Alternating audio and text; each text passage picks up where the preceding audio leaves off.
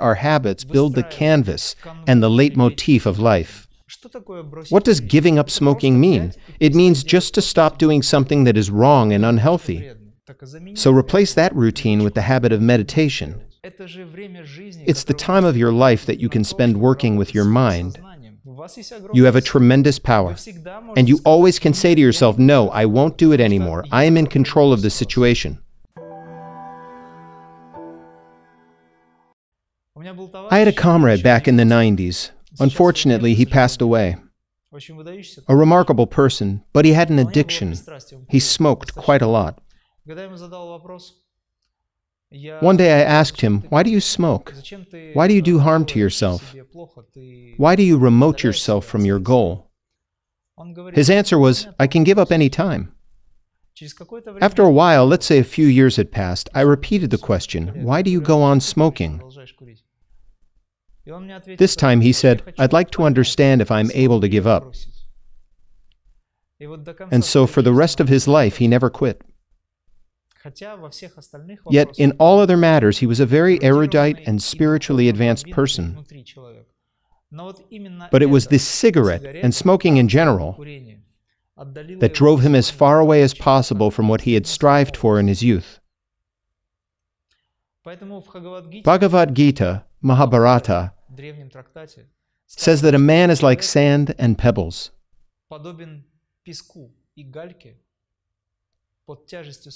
Under the load of his attachments, he gravitates to the bottom of the river and stays there, falling short of his aim.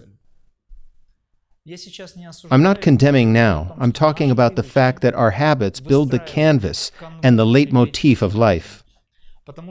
Because habits are connected with our subconscious. Unfortunately, through the subconscious, karma is also forged and our lives are built. If you want to change your life for the better, you should start with simple but very effective methods. You should rewrite your bad habits, changing them for the good ones.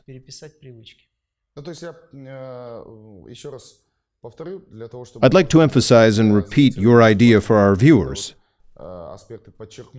Just to get rid of bad habits, let's say, it does not always work. It must be replaced with good alternatives. Have I got it right? Yes, because if you replace, you'll have a tool to use. Not just I stopped, but you enable the positive aspect of it. For example, you can just give up smoking, but what instead? As far as I understand, there appears a sort of a gap which needs filling with something else. Otherwise, cigarettes will fill this gap again. It may be so. Maybe I'm exaggerating now. Supposedly. It's better to replace this. For example, I changed smoking, which supposedly relaxes me, as people say that a cigarette calms them down. So replace that routine with the habit of meditation. You spend about 5 minutes on one cigarette, sometimes more, depending on the size of the cigarette. If it is a cigar, one can smoke it for about an hour. Thus, it's the time of your life that you can spend working with your mind and soothing yourself much more effectively, much more deeply. Well, just so that our conversation is practical, I'd like to dwell on this issue in more detail, as among our viewers, there are people who have a habit of smoking. Smokers could think that while smoking, they can do something else at the same time. As for meditation, it requires full concentration and being in the state. At first it can be so. Then there comes a point when you become able to do some work while meditating. Do you remember your time at school? When you were drawing or doing your homework, could anyone pull you away from it at once? You were totally immersed and it was your meditation. When one is absorbed in any process, it is a real meditation. You are visualizing, scrutinizing, watching. You are in concentration. You are working and don't think whether your work is beautiful or not. A child always draws beautifully. He never assesses. It is the adult who judges. So that's what meditation is. Therefore, it's better to replace one with the other. Smoking is the worst of pranayamas. Neurobiology is a science which is actively developing now. Yes, its applied part is also developing. Neurosophie is a new and very popular endeavor. It has a great number of followers. There are lots of teachers, coaches. I also try to be wide awake and read a lot about it. So do our viewers, I suppose. The idea of freedom from bad habits is based on Neurosophie theories. Neurosophie says that one can get rid of bad habits if his or her brain starts producing certain hormones, for example dopamine, in a natural way. Yes, that's correct. This is the way of substitution. When you get rid of and replace with positivity, you activate the neurons, the production of these hormones. To change a bad habit into a good one, they sometimes recommend special methods, for example, contrast shower. When one changes smoking for a contrast shower, their brain starts producing necessary hormones.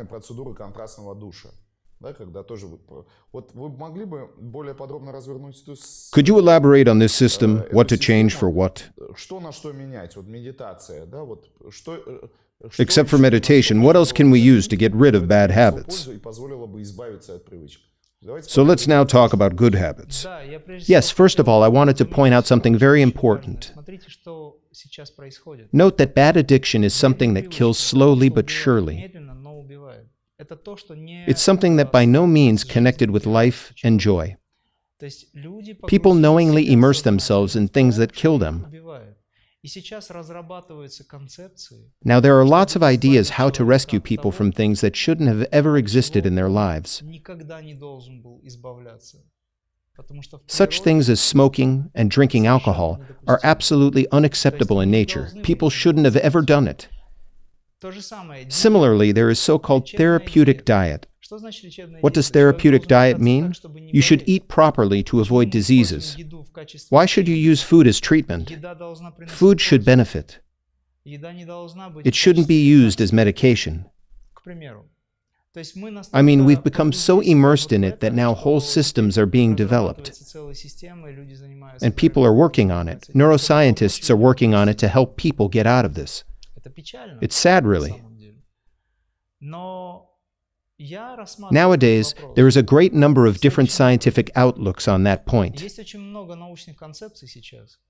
But the problem is that each theory helps a person to cope with only one habit.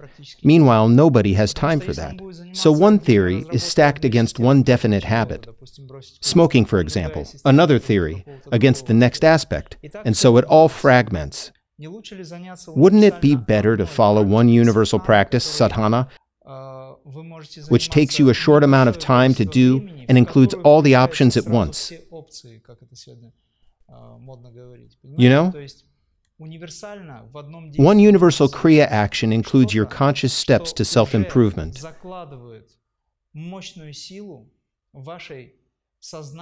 Which will lead to the global transformation of your consciousness. Put simply, the spiritual practice will shake all the negative programs out of you. A person who lives with this spiritual energy, whether he contacts the Master directly or practices on his own, creates certain vibrations.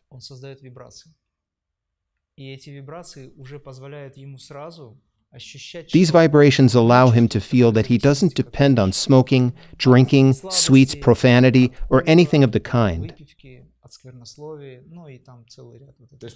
Are you talking about Kriya now? Yes, now I'm talking about Kriya, but we can call it yoga as a whole. Can one do spiritual practice or meditate and at the same time be a smoker or a drinker? No, if you meditate well and truly, then nothing else but a deeper meditation can substitute this bliss.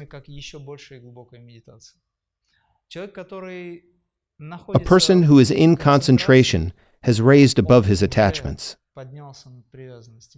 He has no need for them. Why? Because they are substituted with other positive things. Meditation is the most positive thing in the life of a human being. Being in this meditative state, you can serve to the world or do some other actions. You call this state drive or inspiration. And in everyday life, you feel the flow that carries you. You say, I'm in the flow, and that's part of meditation. Meditation doesn't mean just sitting and doing nothing. As a first step, if one wants to calm his mind down, he should stop moving and sending signals to the outer world. The outer world should also stop influencing him. must detach oneself.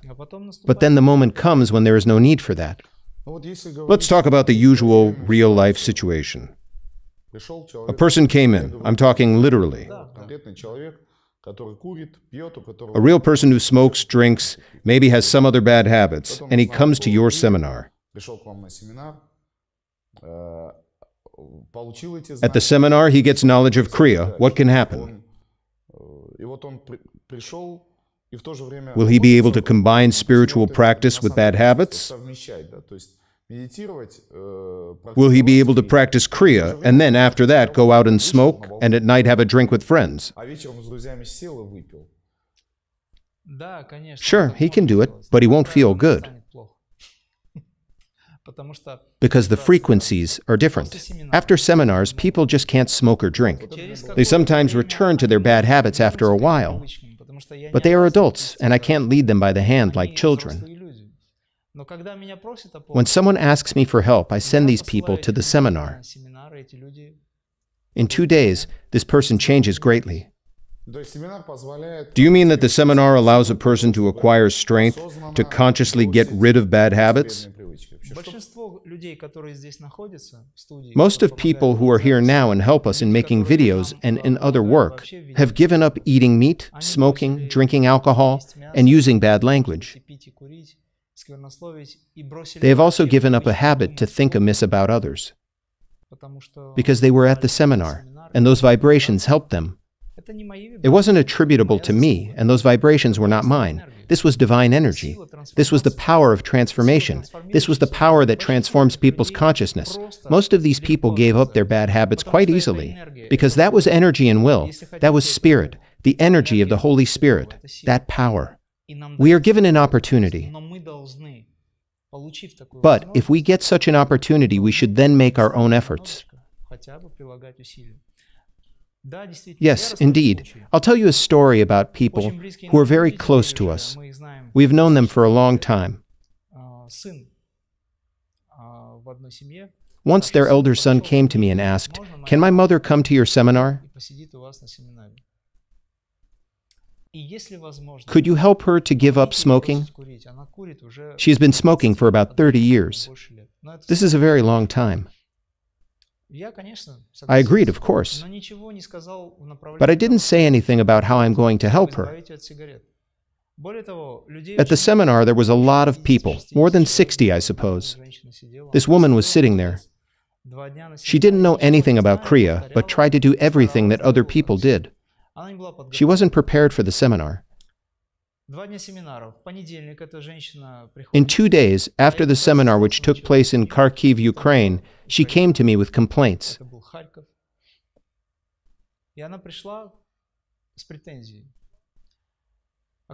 After the seminar, she was on the night shift.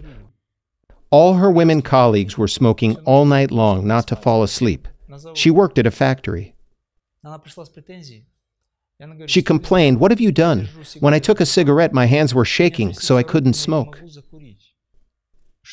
What does that mean? Have you zombified me? I asked, "Did I say that you had to give up smoking?" "No," she said. "We didn't talk about that." "Who then zombified you?" Then the idea soaked into her. She understood that it was energy, the joint energetic field at the seminar.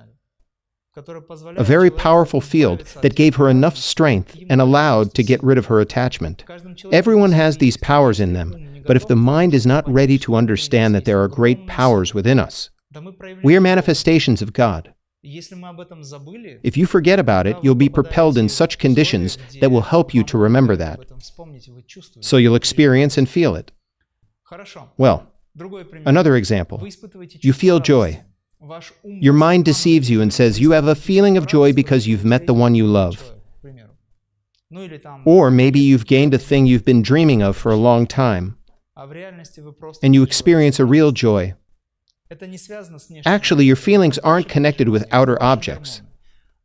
These are only your feelings, your hormones. Your visual centers and your mind might transmit, "This is the one and only. My love arouses the feeling of joy," and so on. Love is a divine quality, but not caused by that person. Love is given to you in itself. I mean that it is your possession. Power is also your possession.